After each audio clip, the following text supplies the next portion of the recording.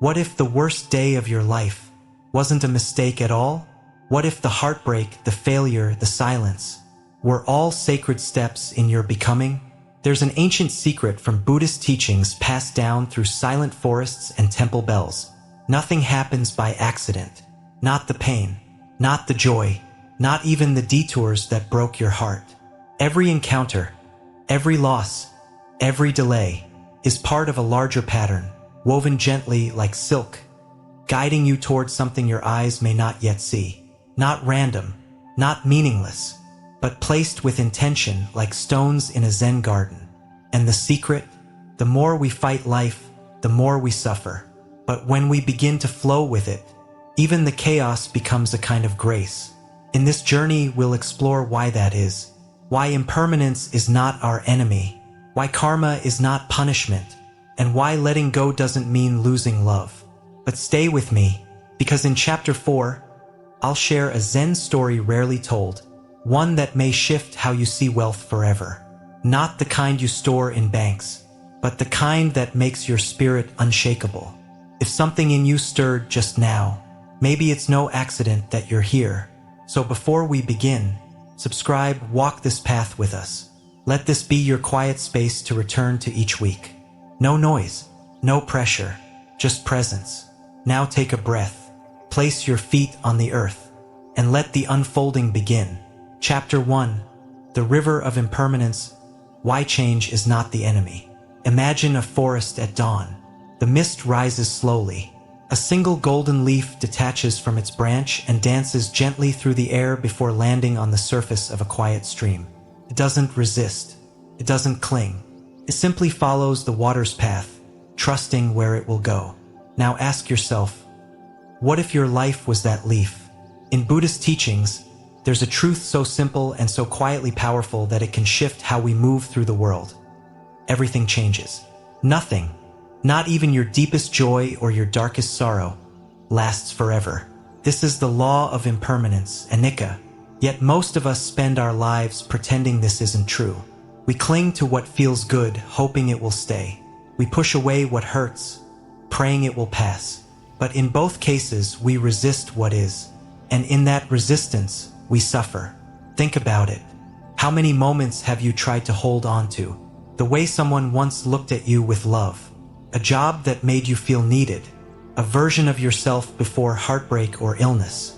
We freeze time in our minds and try to live in what used to be, all the while life continues flowing, indifferent to our protests. But here's the quiet miracle. Impermanence isn't cruel. It's sacred. Because it's only through change that growth can happen. No storm lasts forever, and no flower blooms all year. Even the Buddha himself, after reaching enlightenment under the Bodhi tree, taught impermanence as one of the 3 marks of existence. He watched friends age, disciples pass, and even his own body decay. And still he smiled. Why? Because he wasn't clinging. There's a moment many forget from his life. In the last days before his passing, the Buddha lay on his right side, his body weak, surrounded by his closest disciples. Ananda, his beloved attendant, wept silently beside him, but the Buddha remained calm. He whispered to them, "All compounded things are subject to decay. Strive on with diligence. No sadness, no resistance, just truth." And here's something we often miss.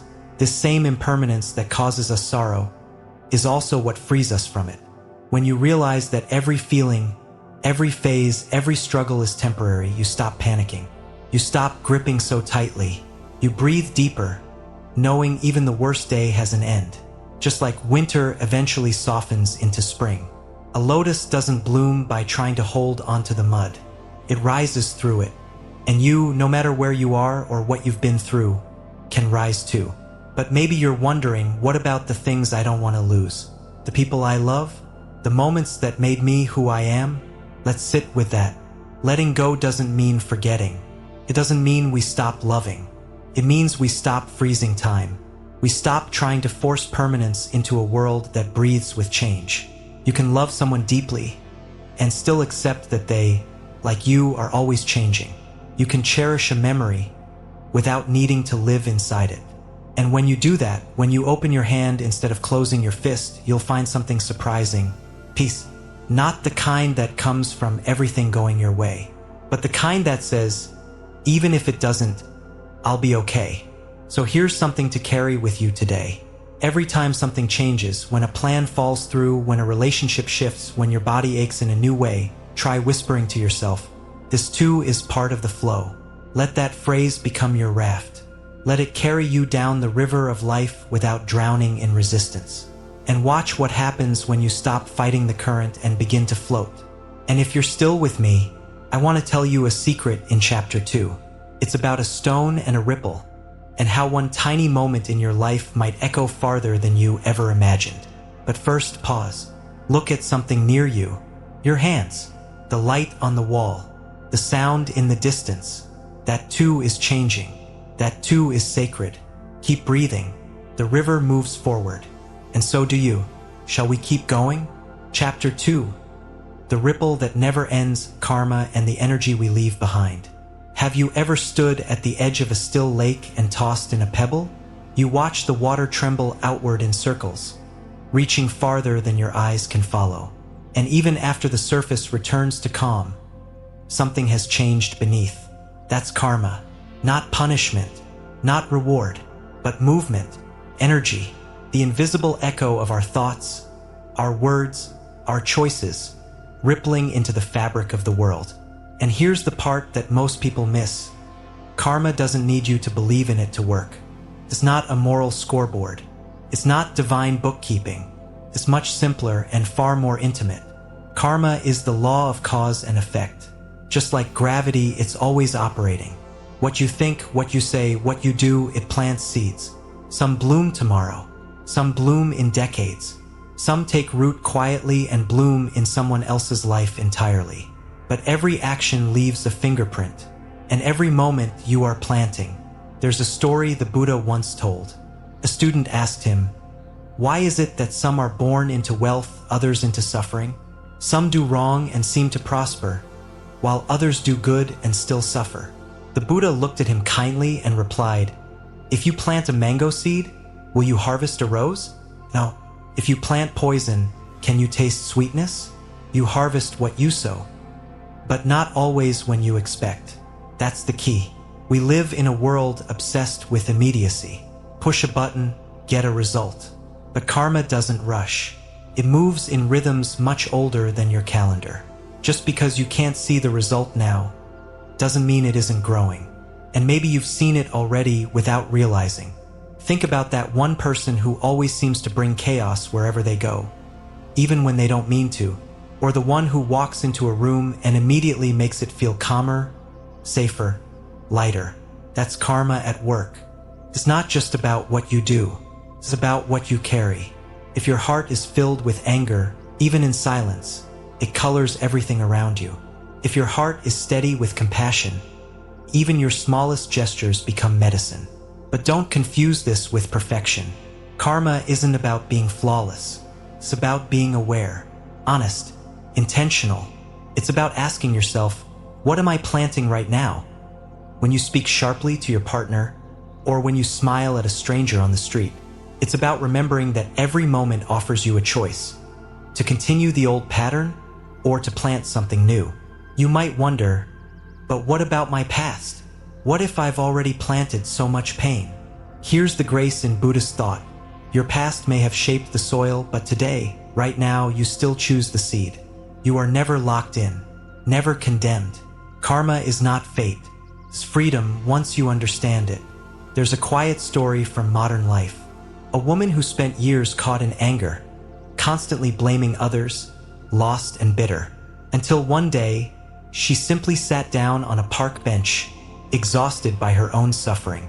She didn't know anything about Buddhism. She just breathed, watched the wind in the trees, and for the first time, she didn't blame anyone. She whispered to herself, maybe I can start again. And from that moment, she did. That's how karma shifts. Not through grand acts, but in quiet choices. Choosing to pause, choosing to breathe, choosing to respond instead of react. So here's a practice. The next time you feel triggered, pause and name what you're feeling. Anger, resentment, fear. Then ask, if I act from this place, what kind of ripple will I create? And here's something even deeper. Karma isn't just personal, it's collective. Every act of kindness you offer becomes part of a greater harmony. Every moment of awareness contributes to a more mindful world. Like lanterns lighting each other, one by one. Your healing heals others. Your stillness gives permission. Your love is not yours alone. It travels far beyond you. So if it feels small, smiling at the cashier, saying sorry to your child, choosing patience over pride, know this, the ripple doesn't end with you. And if you stay with me until chapter 3, we'll explore the most misunderstood doorway in Buddhist thought, letting go. Because what you're clinging to might be exactly what's keeping you from peace. But for now, let's sit quietly for a moment. What seed are you planting today? What ripple will you leave behind? Chapter 3. The Art of Letting Go, Love Without Chains, Peace Without Possession. Close your eyes for a moment and imagine this.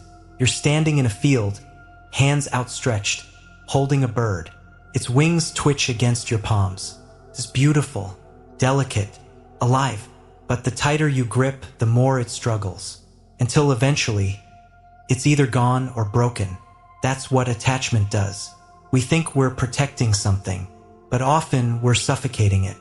In Buddhism, suffering is born not from what we have or don't have, but from our clinging to how we believe life should be. We cling to people, to identities, to routines, to relationships that once made us feel whole, to ideas of success that were never really ours, to versions of ourselves that no longer exist. And every time reality shifts, because it always does, we suffer. Not because of the shift, but because of our refusal to let go. There's a phrase in Pali, upadana. It means grasping, attachment. The Buddha taught that it's one of the primary fuels for the fire of suffering. But here's where most people misunderstand. Letting go doesn't mean you stop caring. It doesn't mean you throw away your love, your ambition, your desires. It means you loosen the grip. It means you love with open hands. There's a story from the life of a lay Buddhist woman named Visakha, a devoted disciple of the Buddha. She lost a grandchild, one of her favorite, and was drowned in grief. When she came to the Buddha for comfort, he asked her, "Would you like to have as many children and grandchildren as there are people in this city?" She said, "Yes, of course." Then he gently said, "Then you would also experience that much loss." It wasn't a denial of her pain. It was a gentle pointing toward a deeper truth. The more we cling, the more we suffer. But in letting go, we find a surprising kind of love. One that is freer, wiser, more durable.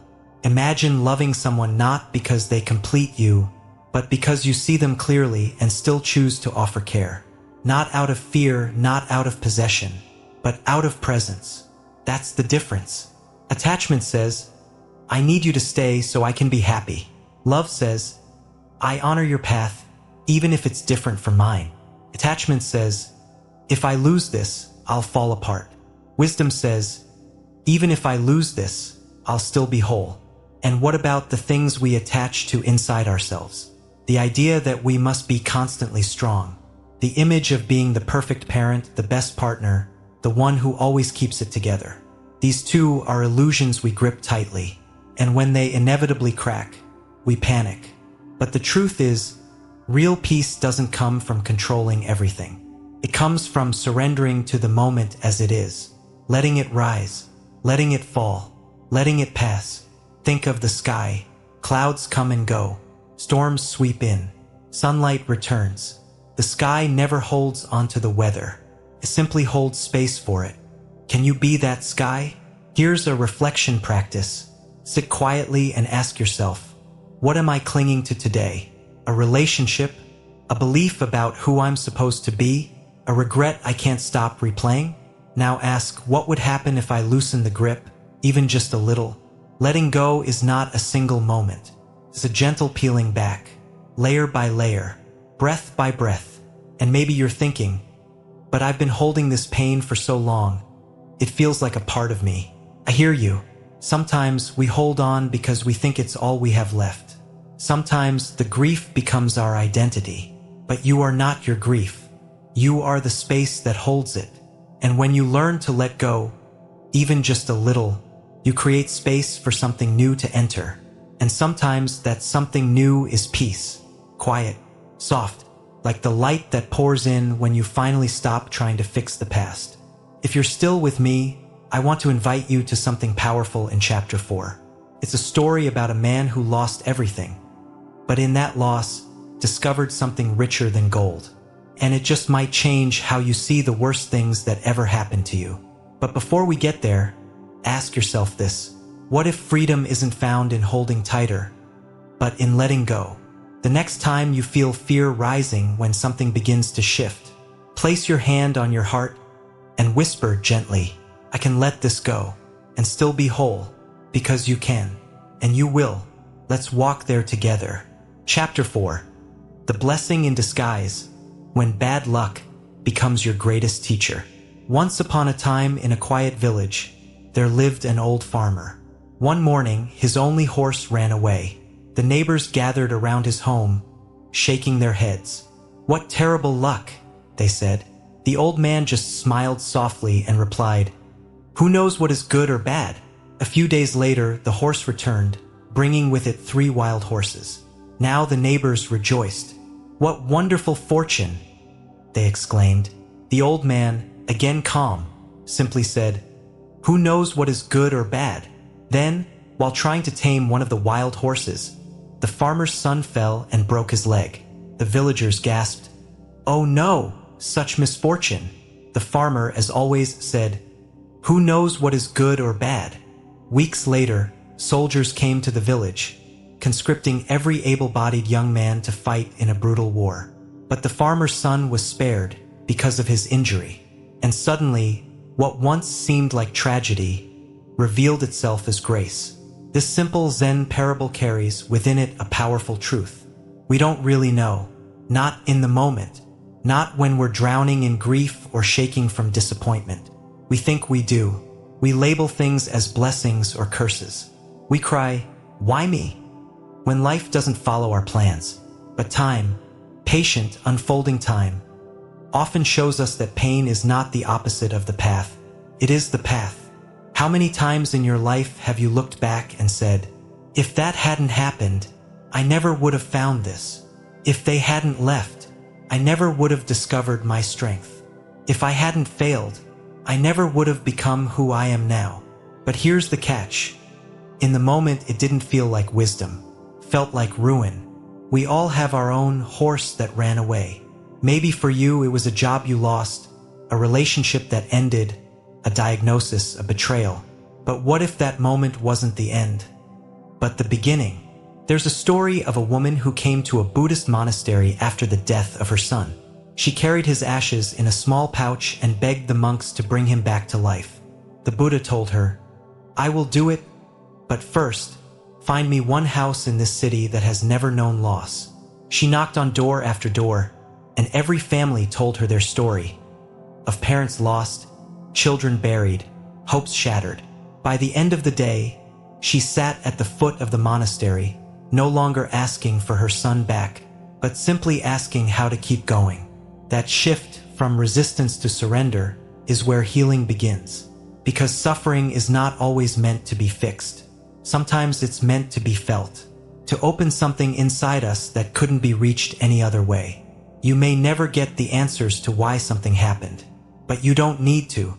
You just need to trust that within this moment, even this one, is a thread of purpose waiting to be seen. It doesn't mean we become numb. It doesn't mean we stop grieving. It means we grieve with openness, not with chains. It means we cry, but we don't curse the rain. We sit in the storm, knowing the soil is being softened for new growth. And perhaps, just perhaps, the most painful thing in your life is the very thing that will make your heart spacious enough to hold joy when it comes again. Here's a reflection to try when life feels unfair. Instead of asking, why is this happening to me? Try whispering, what is this moment teaching me?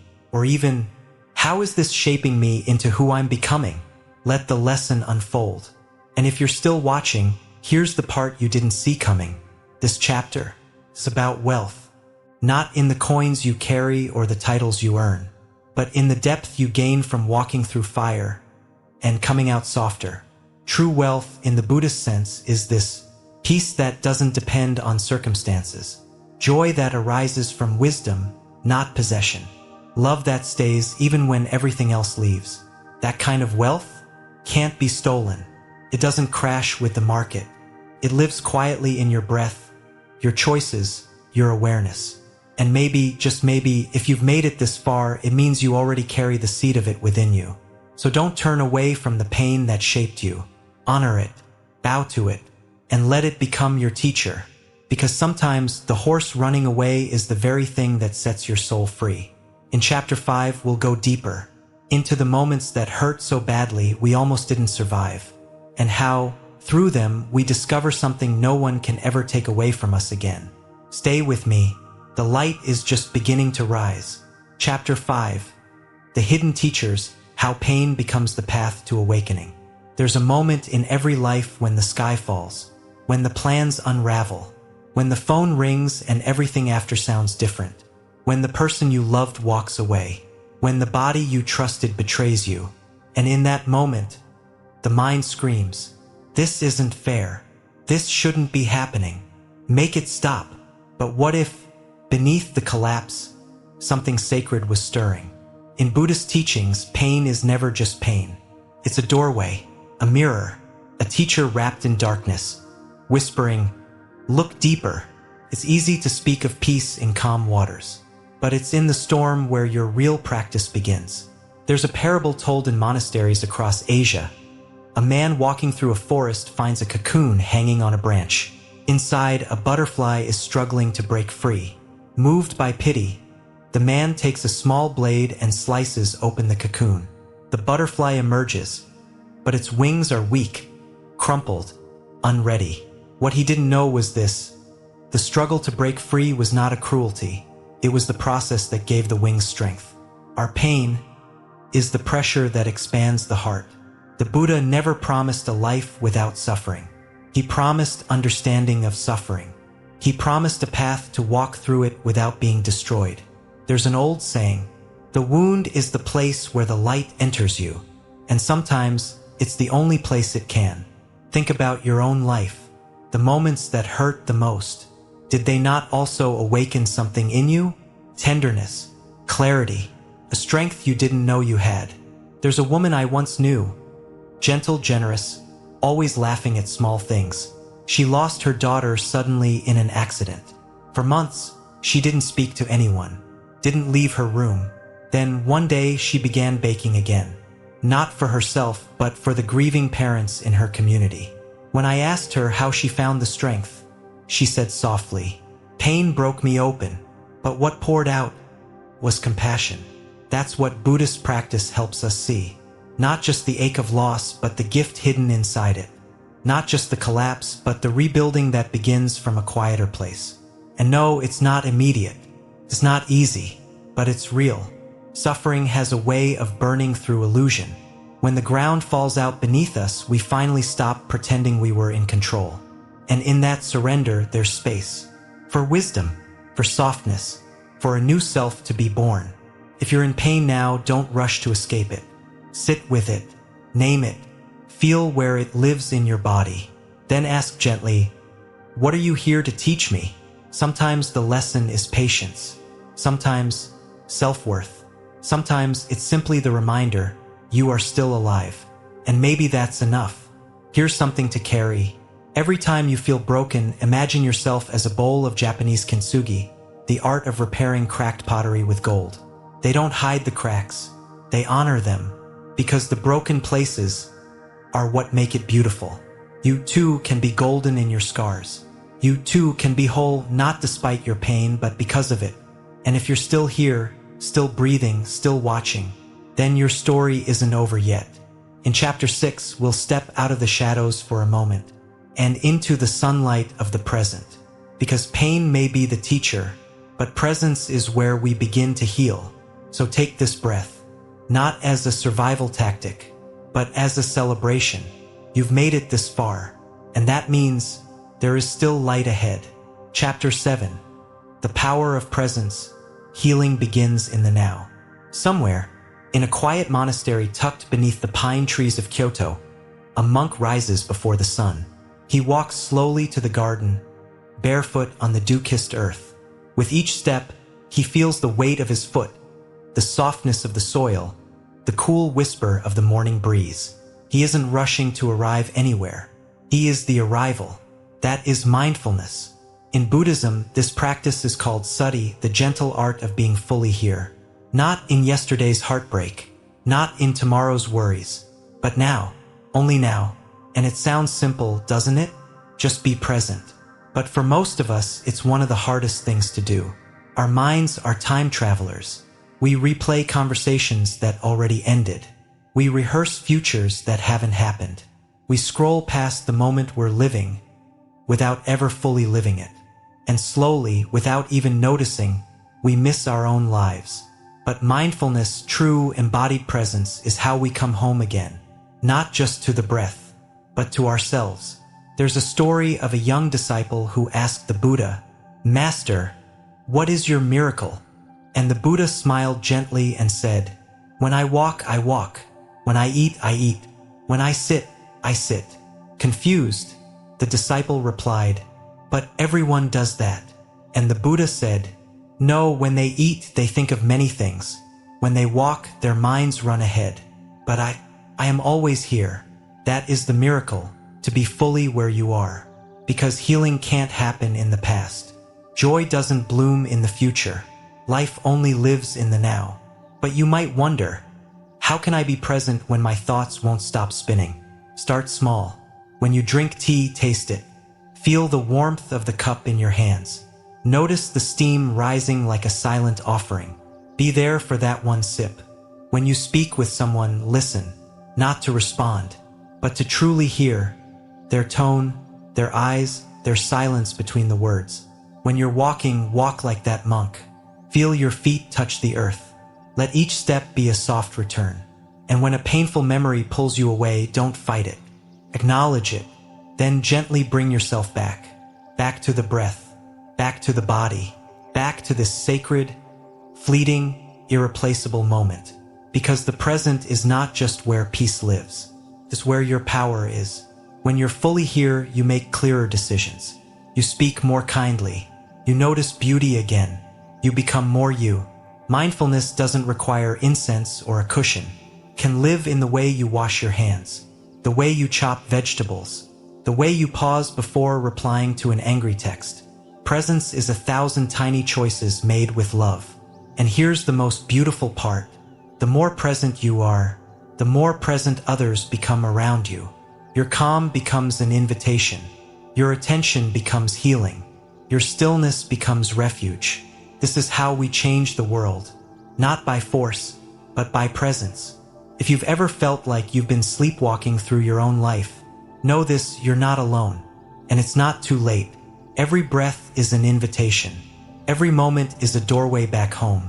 And in Chapter 8, we'll go deeper into what it means to live this wisdom. Not just in moments of peace, but in the chaos, in the noise, in the traffic, in the heartbreak. Because mindfulness is not an escape. It's how we stay. So before you go, try this. Place your hand on your chest. Feel your heartbeat. Whisper softly, "I am here," and let that be enough. For now, for always, for this breath. You've just walked through silence, storms, and sacred stillness with me. From impermanence to karma, from letting go to finding presence. And maybe along the way, you recognized a part of yourself in these stories. The one who held on too long. The one who blamed the world. The one who broke and bloomed. So know this: you are not behind. You are not broken. You are simply becoming. Because life was never meant to stay the same. Like the river, you are meant to move, to soften, to rise, to release. Nothing that's ever happened to you was random. It was all shaping you, quietly, slowly, like water carving stone. Maybe you still don't have all the answers. Maybe you're still holding questions in your chest like pebbles. That's okay. Not every question needs an answer. Some just need space. So take this with you. Your pain is not a punishment. Your peace is not somewhere far away. And your path, is already unfolding. Breathe. Notice this moment, the light on your wall, the sound in the distance, the beating of your heart. That is life happening right now for you. If this teaching touched something quiet in you, if you felt seen, softened, or simply less alone, subscribe and walk this path with us, not as strangers, but as fellow travelers returning home. And before you go, tell me in the comments, what moment in your life once felt like a mistake, but now feels like a hidden blessing? Because when we share our stories, we remember that none of us, is an accident. Until next time, may you walk gently, may you see clearly, and may you always trust the wisdom within you.